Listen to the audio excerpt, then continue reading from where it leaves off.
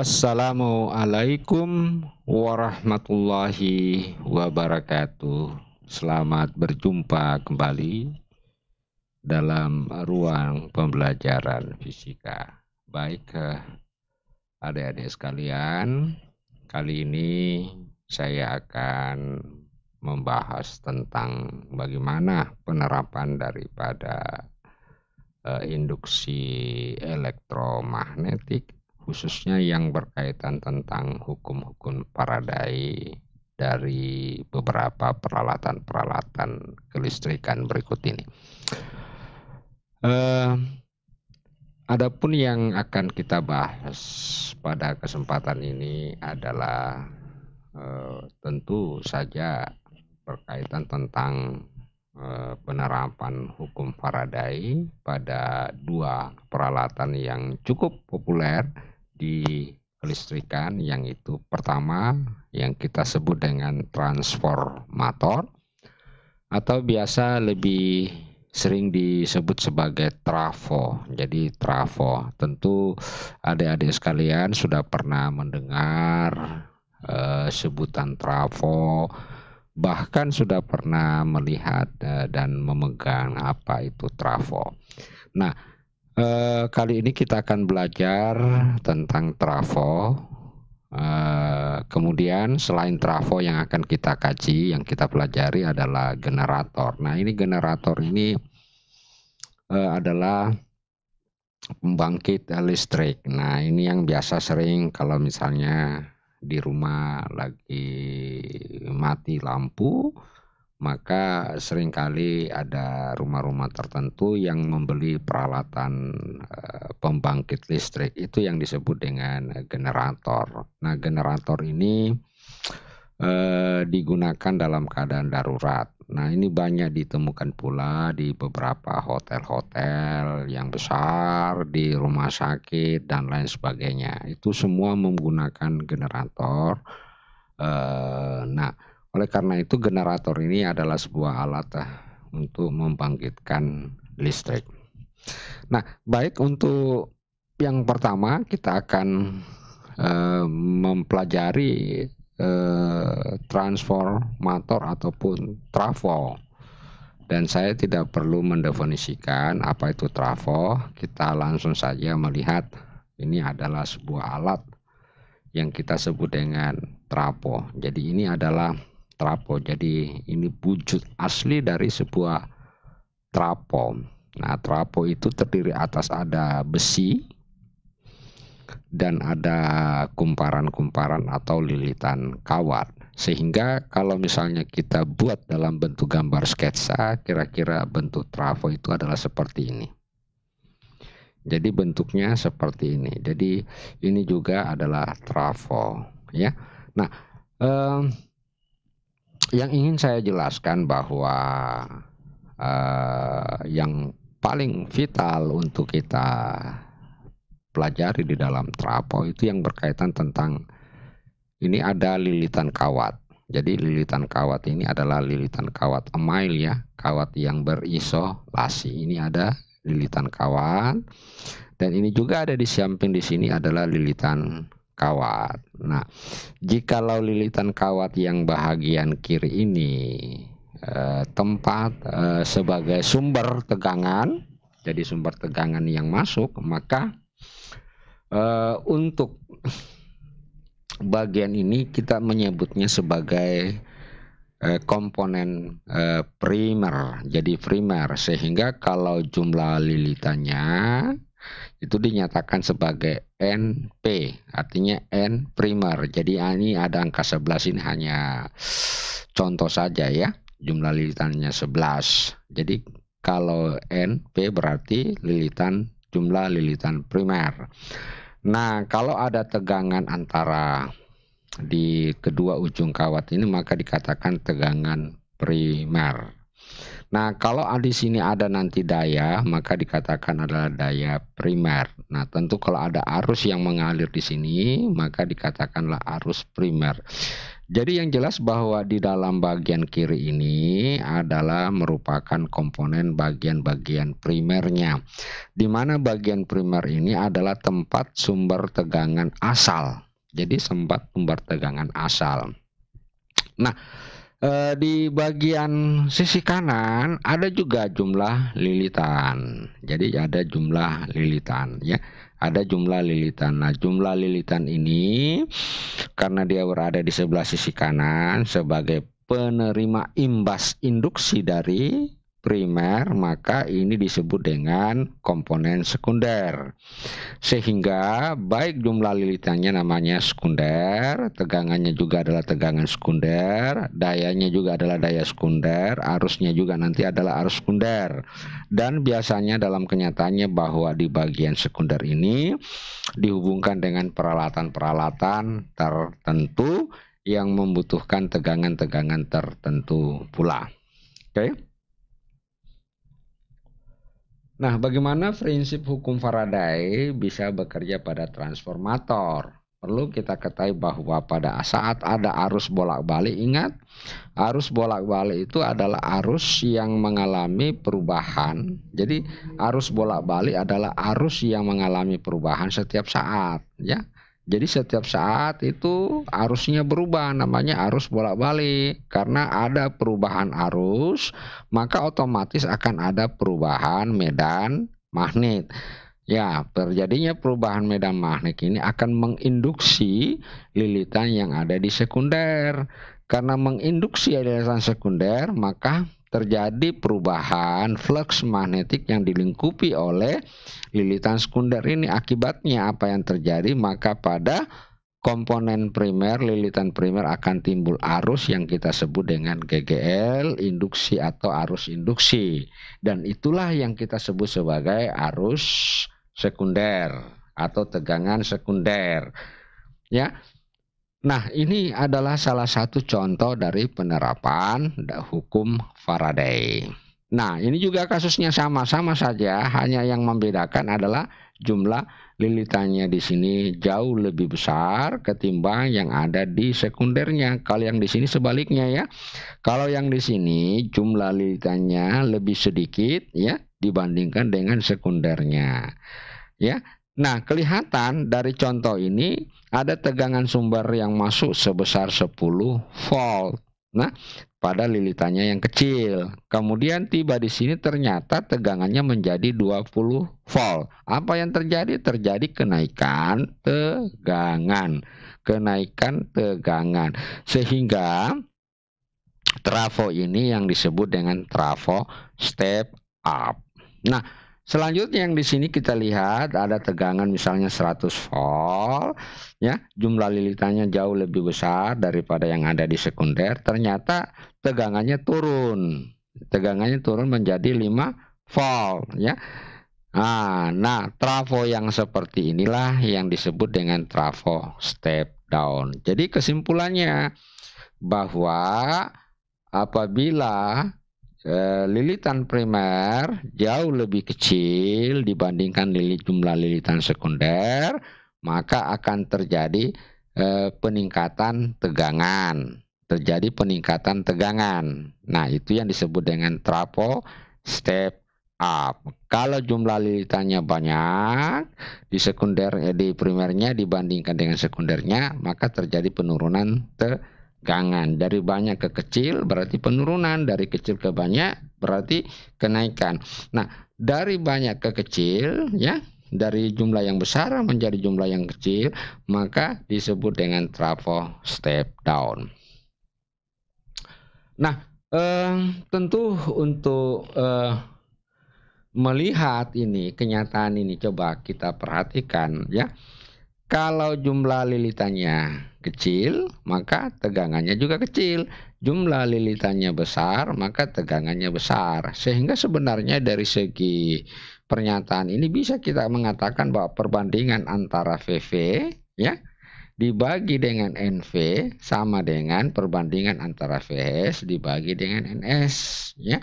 Sehingga kita bisa rumuskan seperti berikut ini. Nah, oke. Jadi kalau di tegangan primernya dibandingkan dengan jumlah lilitan primer itu sama saja dengan tegangan sekunder dibagi dengan jumlah lilitan sekunder. Apa harus rumusnya seperti ini? Dalam rumus perbandingan ini bisa kita balik. NP jadi NP-nya ke atas, VV-nya ke bawah. Demikian pula NS-nya ke atas, VS-nya ke bawah. Karena berkaitan tentang persamaan perbandingan, ya. Oke, jadi sekali lagi itu mudah sekali kita ingat, bandingkan saja tegangan primer dengan jumlah lilitan primer sama dengan tegangan sekunder dibagi dengan jumlah lilitan sekunder. Nah, selanjutnya karena ada tegangan maka akan ada arus. Ada tegangan, ada arus, maka ada yang disebut dengan daya. Nah, ini daya. Daya itu sering disebut dengan energi. Satuan daripada daya adalah watt, ya. Nah, perkalian antara tegangan primer dengan arus primer. Demikian pula PS adalah perkalian antara tegangan sekunder kali dengan sekunder. Nah, jika sekiranya perbandingan antara tegangan sekunder, ini outputnya, jadi output dibagi dengan input primer, jadi sekunder, daya sekunder dibagi dengan daya primer dikali 100%, itulah yang disebut dengan efisiensi. Jadi efisiensi itu artinya apa? Kalau dikatakan efisiensinya sama dengan 1 atau 100%, itu artinya apa? Transfer energi dari primer ke sekunder tidak mengalami pengurangan, ya. Tidak ada kehilangan energi dari primer ke sekunder kalau efisiensinya sama dengan 100%. 100% itu 100 per 100 sama dengan 1. Jadi efisiensinya sama dengan 1 atau 100%. Maka tidak akan ada kehilangan energi selama transformasi energi listrik. Nah, tuh, tetapi kalau ada misalnya 0,8 berarti itu ada kehilangan sebesar 20%. Jadi kalau 0,9 berarti ada kehilangan energi sebesar 10%. Karena yang bisa ditransfer hanya 90% dari 100%. Oke. Nah, itu efisiensi. Jadi ini perlu diingat selalu bahwa efisiensi itu perbandingan antara output dibagi dengan input. Kebetulan output dalam trafo adalah sekunder dibagi dengan primer. Nah, kita lanjut lagi.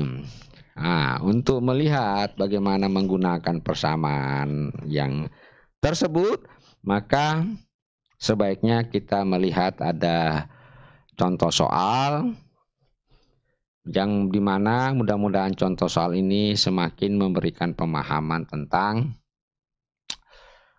transformator dengan rumus-rumus yang melekat pada trafo tersebut. Nah, kita lihat, saya langsung bacakan saja soalnya. Ada sebuah trafo memiliki 150 lilitan primer. Jadi lilitan primer, ya. Dan 30 lilitan sekunder. Nah, kalau saya mau tanya, dari 150 lilitan di primer dan 30 lilitan sekunder, berarti itu termasuk terjenis trafo apa? Oke, betul. Itu adalah trafo step down. Jadi terjadi apa? Pengurangan tegangan. Oke. Tetapi jangan berpikir bahwa terjadi pengurangan tegangan, maka terjadi juga apa? Tidak. Daya. Jadi asumsi pertama bahwa daya itu tidak akan ada hilang. Kalaupun hilang itu berkaitan efisiensi. Jadi trafo step up, trafo step down hanya diindikasikan adalah pengurangan tegangan atau peningkatan tegangan, ya.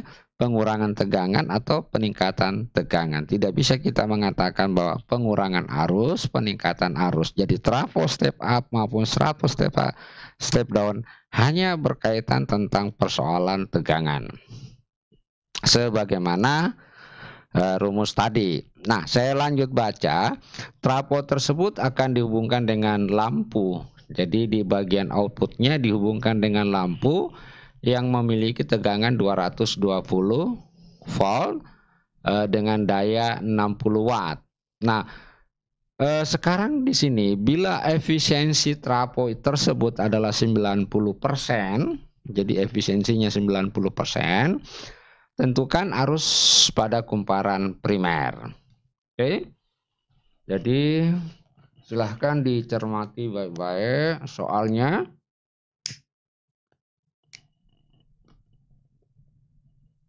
Kumparan primernya. Nah, kita lihat solusinya. Nah, anggaplah ini adalah sebuah skesa, sebuah trafo. Berarti pada trafo ini akan ada arus IP yang masuk dengan jumlah lilitan, tentu ada tegangan PP-nya ya. Saya lupa tulis tegangan PP-nya. Dan di sini tentu akan ada arus IS-nya, dan ini adalah lampu yang memiliki tegangan 220 volt 60 watt. Artinya apa lampu ini? Diharapkan dipasangkan pada tegangan V sekundernya itu adalah 220 volt dengan daya 60 watt. Nah, ini model gambar trafonya. Nah, sekarang kita cari dulu efisiensi. Kenapa efisiensi yang kita mau cari? Karena efisiensi sudah ditentukan adalah 90%. Nah, rumus efisiensi adalah daya sekunder dibagi dengan daya primer. Dengan demikian kita bisa tulis, nah ini VS itu kan tak lain adalah tegangan daya sekunder sama dengan tegangan sekunder dikali I sekunder, tegangan primer dikali I fresh sama dengan 0,9. 0,9 itu artinya 90%. Oke.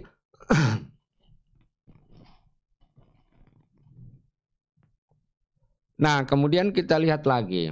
Dari rumus yang pertama kita ketahui bahwa perbandingan antara tegangan di primer dengan jumlah lilitannya sama dengan perbandingan tegangan sekunder dengan jumlah lilitan sekunder. Itu sudah kita ketahui tadi. Nah, kita tinggal memasukkan kita mencoba memanipulasi rumusnya,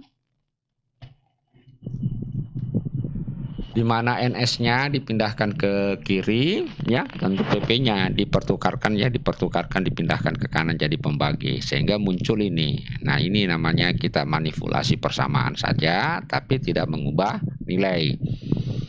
Nah, dari kedua persamaan ini kan bisa kita lihat. Coba lihat ini. Di sini ada VS per VV ya. Berarti ini juga ada VS per VV.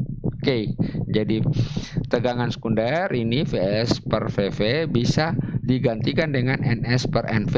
Nah, seperti ini modelnya. Jadi ini VSPP, ini juga VSPP sama.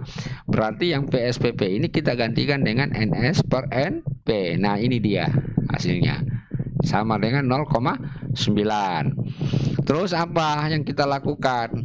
Yang kita lakukan tinggal memasukkan nilai bahwa NS adalah 30, primer adalah 150, IS per IP sama dengan 0,9, dan kita simpan dulu sebagai persamaan A misalnya, karena kita masih ingin mencari IS ya.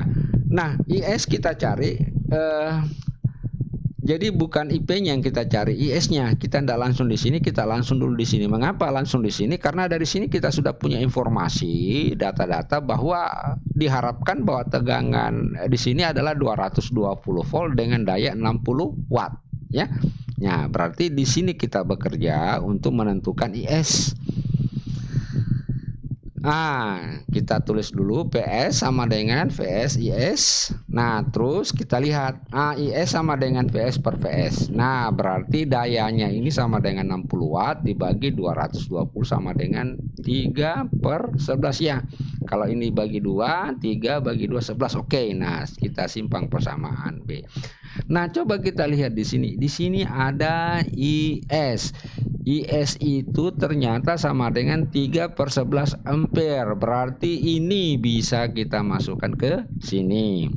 Ya, jadi persamaan B kita masukkan ke A, maka kita dapatkan seperti ini. Oke.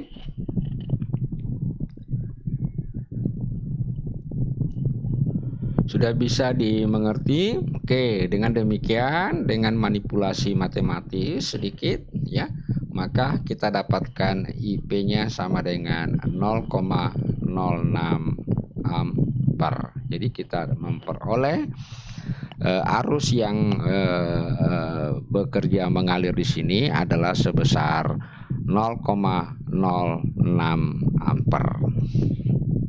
Baik, kita lanjut lagi. Nah, kita masuk ke pokok bahasan berikutnya, yaitu generator arus bolak-balik. Nah, ini juga tidak perlu saya jelaskan secara detail menurut teknikal, tetapi langsung saja saya perlihatkan sebuah gambar. Nah, generator arus bolak-balik. Nah, di sini ada sumber medan magnet, kemudian di sini ada kumparan yang diputar. Karena diputar, maka flux yang dilingkupinya dalam setiap saat akan berubah. Maka pada ujung-ujung kawat ini akan muncul tegangan arus tegangan AC atau arus bolak-balik. Maka dikatakan generator arus bolak-balik. Nah, bagaimana mekanismenya? Nah, ini adalah sebuah gambar kumparan, saya tulis di sini. Nah, ini berputar ya, bagian ini berputar. Nah, katakanlah arah medan magnet B yang menembus ini adalah ini. Ternyata ini kita gambar ini. Nah, di sini ada warna hitam. Ini warna hitam ini saya tarik tegak lurus dengan bidang luasan. Nah, ini yang biasa disebut sebagai garis normal. Jadi garis normal itu garis yang tegak lurus dengan bidang luasan. Nah, kalau misalkan kita pilih sudut yang dibentuk antara arah medan magnet B dengan garis normal bidang luasan adalah theta, maka bisa kita uraikan atas komponen-komponen. Ini kita uraikan ke sini jadi B cos theta, dan ini kita uraikan ke sini adalah B sin theta. Nah, tentu di dalam menentukan fluxnya, maka komponen yang diambil adalah komponen yang tegak lurus dengan bidang luas. Jadi komponen medan yang dipilih adalah komponen yang tegak lurus dengan luas. Yang mana komponen yang tegak lurus adalah yang ini, yang warna merah ini, yang nilainya sama dengan B cos theta. Sedangkan yang B sin theta juga merupakan komponen daripada tidak diambil, tidak dipilih, karena ini tidak jadi garis medannya ini tidak dilingkupi oleh luasan ini karena dia berada dalam kategori sejajar, sehingga ini sama dengan 0 ya. Yang diambil adalah jumlah bidang luas yang dilingkupi oleh kumparan tersebut. Dengan demikian kita dapatkan flux magnet yang menembus bidang luasan secara tegak lurus adalah A. Ini jadi A itu adalah luas bidang kumparan dikali dengan B cos theta, berarti ini adalah B cos theta ya. Nah, oke, kita lanjut. Nah, sekarang di mana A adalah luas loop lingkaran ya, kumparan ya.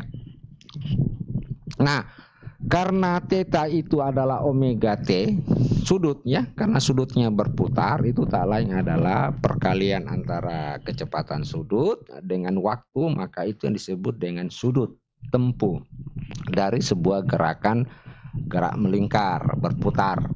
Nah, sehingga kita bisa tulis seperti berikut ini. Jadi sudah mulai muncul bahwa flux magnetik itu merupakan fungsi waktu. Nah, dan gegel induksi pada ujung-ujung generatornya dinyatakan berdasarkan hukum ini Faraday. Nah, kita dapatkan min N sama dengan D flux per dt. Nah, kalau ini theta psi ini dimasukkan ke sini ya. Terus nanti ini kita turunkan ke fungsi T, maka hasilnya seperti berikut. Karena turunan cos adalah sin omega T, karena ini adalah omega T, maka omeganya bisa diturunkan satu kali lagi menjadi omega. Sehingga rumusnya NBA omega sin omega T. Maka inilah GGL induksi yang dihasilkan dari generator tersebut. Ya. Nah, kemudian kita tahu bahwa ada satu komponen pada saat dia mencapai maksimum, inilah dia NBA omega. Jadi syarat sinus maksimum apabila sin itu bernilai 1. Karena baik sin maupun cos nilai maksimalnya adalah 1. Nah, syarat terjadinya tegangan maksimum apabila nilai sin omega T itu sama dengan 1. Kapan sin omega T sama dengan 1? Apabila omega T sama dengan pi per 2 atau 90. Nah, sehingga EM-nya menjadi NBA omega. Oke, kita lanjut lagi. Nah, sehingga secara umum kita bisa tuliskan persamaan GGL induksi dari sebuah generator EM sin omega T, dan itu adalah sebuah persamaan 3 ya. Oke, kita lanjut lagi. Jadi, nah jika persamaan 3 dibagi dengan R, maka muncul persamaan arus. Nah, kedua-duanya ini disebut dengan tegangan dan arus bolak-balik. Nah, ada beberapa keterangan yang penting untuk diketahui, yaitu yang pertama, ET sudah diketahui sebagai GGL induksi sesaat, EM GGL induksi maksimum, N jumlah lilitan, A luas bidang kumparan, B medan magnet, omega adalah kecepatan sudut putaran kumparan dinyatakan dalam satuan radian per second, T adalah waktu kumparan berputar. Nah, kita lanjut lagi. Nah, dengan demikian perlu saya jelaskan di sini, hati-hati di dalam menggunakan rumus ini. Sebuah perbedaan cos omega theta ini adalah sin omega theta. Jadi antara besi dengan GGL induksi itu ada kaitannya ya. Nanti saya akan jelaskan, supaya ini perlu kehati-hatian sedikit di dalam menyikapinya. Nah, baik. Kita lanjut lagi. Nah, untuk diingat, saya mengingatkan kembali, hati-hati di dalam menggunakan rumus tersebut. Artinya rumus tadi itu temporer ya, bergantung jenis soal yang dibuat oleh pembuat soal, karena ini sangat-sangat menentukan berkaitan dengan penempatan sudut. Nah, ini pertama sudut theta di sini, maka coba kita lihat persamaan kita dapatkan tadi BA cos omega T, kemudian setelah ini diturunkan adalah EM sin omega T ya. Jadi omega theta, sorry di sini omega theta ya, tapi kita sudah ganti tadi dengan theta. Oke ya. Nah, ini kalau kita ambil theta ini sin omega theta, komponen sin theta berarti bukan ini, karena yang ini adalah B sin theta, ini EM sin theta, berarti ini tidak bisa dijadikan persamaan ini adalah persamaan yang merupakan turunan dari persamaan persamaan flux ya. Itu tidak bisa kita persamaan tidak bisa digeneralisasikan ke gambar ini. Yang bisa digeneralisasikan ke gambar adalah cuman fungsi flux. Nah, kemudian kita lihat jika sudutnya berada di sini, kan bergantung juga. Jadi sudutnya yang berada di sini ya, maka proyeksi B-nya ini jadi B sin theta, ini B cos theta, maka yang menjadi fluxnya itu adalah BA sin omega T, dan ET-nya adalah EM cos omega T, di mana theta kali omega T. Nah, ini yang saya bilang hati-hati, karena di dalam penjelasan tadi yang saya jelaskan cuman bahagian ini yang kebetulan sudutnya berada di sini, maka persamaan fluxnya adalah ini. Nah, akan tetapi di dalam beberapa hal kadangkala ada si pembuat soal itu menempatkan sudut theta-nya bukan di sini, tetapi sudut theta-nya terhadap bidang luasan. Bidang luasan, tentu rumus yang berkaitan dengan besinya adalah bukan BA cos theta, tetapi BA sin theta. Kalau BA sin theta awalnya ini, maka GGL induksinya menjadi EM cos omega T, bukan lagi yang dipakai EM sin omega T. Nah, ini yang saya katakan tadi, bahwa persamaan ini sifatnya temporer, tidak selamanya kita bisa gunakan, bergantung di mana sudutnya yang berada. Nah, oleh karena itu saya selalu ingatkan bahwa hati-hati di dalam menggunakan rumus-rumus tertentu ya. Oke, sudah bisa dimengerti ya. Jadi sekali lagi saya ulangi, kalau ini sudutnya theta berarti di sini menggunakan cos. Kalau ini menggunakan cos maka pasti GGL induksinya menggunakan sin. Kalau sudutnya berada di sini di mana betanya, B-nya sudut membentuk sudut terhadap luasan, terhadap luasannya sejajar ini adalah theta, maka yang menjadi fluxnya adalah BA sin omega theta. Kalau sin omega theta maka GGL induksinya bukan lagi sin tetapi dia adalah cos omega theta. Nah, kita lihat contoh soal berikut ini. Mudah-mudahan contoh soal ini akan memberikan gambaran sejelas-jelasnya terhadap penggunaan. Nah, kita lihat, saya bacakan dulu soalnya. Ada sebuah kumparan kumparan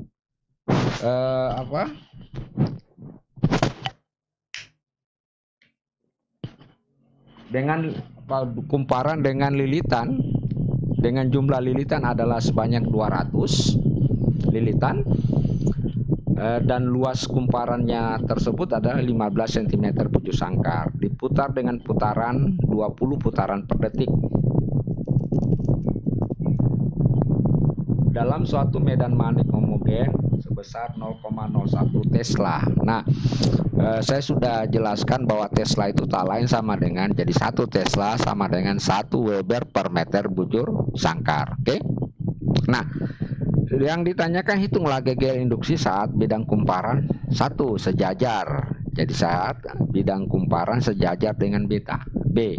2 membentuk sudut 37 dengan B. Jadi kumparannya. Jadi bukan garis normal daripada kumparan tersebut ya. Kemudian yang ditanyakan muatan yang mengalir dari saat kumparan sejajar dengan B sampai kumparan membentuk sudut 37 derajat, di mana R kumparan adalah 120 ohm. Nah, baik, kita coba selesaikan soal ini. Nah, yang pertama ini sejajar dengan B, berarti ini sejajar. Ini kan sudah sejajar dengan B. Berarti kalau kita mengacu kepada sudutnya itu terhadap ini, terhadap garis normal ya. Sudutnya kita ambil dengan garis normal, maka persamaan yang kita gunakan tadi apa? Sin omega T. Oke? Iya, sin omega T. Coba kita lihat, saya perlihatkan dulu. Nah, kalau betanya kita ini sudutnya 0 ya. Sudutnya 0, maka yang diacu adalah ini BA sin omega T ya. Ini yang diambil ini. BA sin omega T.